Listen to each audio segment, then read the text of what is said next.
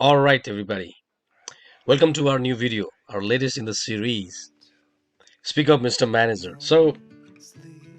Handling conflict in the workplace. So, our topic today is employing language and phrases and speech to handle conflict in the workplace.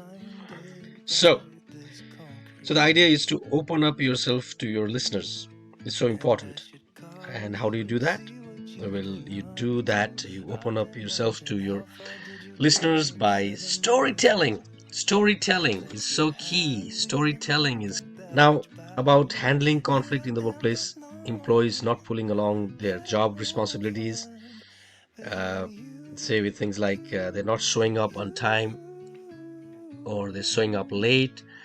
Their performance is less than stellar. So all kinds of things, and trying to deal with somebody like that, somebody say who's an immovable object. So what are they like? They are an immovable object, metaphorically speaking. So as a manager, dealing with somebody who's an immovable object is the hardest aspect of being a manager. Hardest part of a manager's job. So how do you deal with such circumstance? How do you deal with such situations? How do you affect change? How do you affect change? Remember, we're putting these these buttons in them. We're pressing these buttons in them. So how do you deal with that? How do you go through that wall? How do you go past that wall and bring them over to your side? So we cannot always convince them to follow our protocol. Of course, it's up to them whether they want to or not.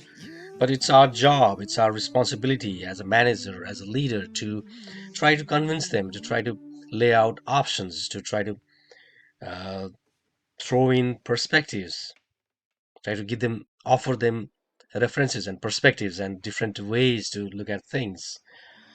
We cannot persuade, but we can lead and guide them, can't we? So, how can we use language? How can we use communication to deal with that kind of attitude and behavior? The attitude of, no, don't look at me like that. I didn't do anything wrong, or you are bad. You're a bad manager.